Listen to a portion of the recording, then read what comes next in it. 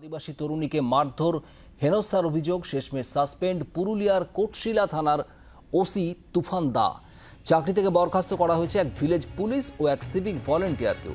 অভিযোগ, গত রবিবার কোটশিলা থানার বড়রোলা গ্রামে বেআইনি মদ বিক্রির বিরুদ্ধে অভিযানে গিয়ে কোটশিলা থানার ওসি, এক ভিলেজ পুলিশ ও এক সিভিক ভলেন্টিয়ার আদিবাসী তরুণীকে মারধর করে, আর এরপরেই চলতে থাকে তরজা।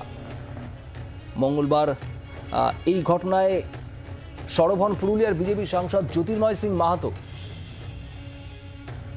মনোরঞ্জন মিশ্র আমাদের প্রতিনিধি রয়েছেন আমাদের সঙ্গে। মনোরঞ্জন, সাসপেন্ড করা হয়েছে ওসি তুফান দাকে, কি খবর পাচ্ছে?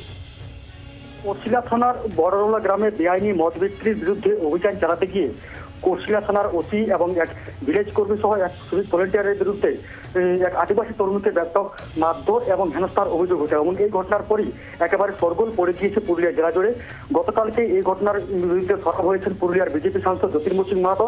তিনি ওই তরুণীর বাড়িতে যান এবং সেখানে ওই তরুণীকে সঙ্গে নিয়ে গিয়ে কোটশিলা থানার ওসি তুফান দা এবং একই সঙ্গে ভিলেজ পুলিশ যে রয়েছেন তার বিরুদ্ধে এবং এক সিভিক ভলেন্টিয়ারের বিরুদ্ধে অভিযোগ দায়ের করেন এবং তারপরে পুরুলিয়া জেলা পুলিশের পক্ষ থেকে ওই কোটশিলা থানার ওসি তুফান দাকে একেবারে সাসপেন্ড করা হয়েছে এবং সেই সঙ্গে চাকরি থেকে একেবারে বরখাস্ত করা হয়েছে এক ভিলেজ পুলিশকে এবং একই সঙ্গে ভলেন্টিয়ারকে। এবং এই ঘটনার প্রতিবাদে আজকে বিজেপির পক্ষ থেকে একটা বিক্ষোভ আন্দোলনের ডাক দেওয়া হয়েছে।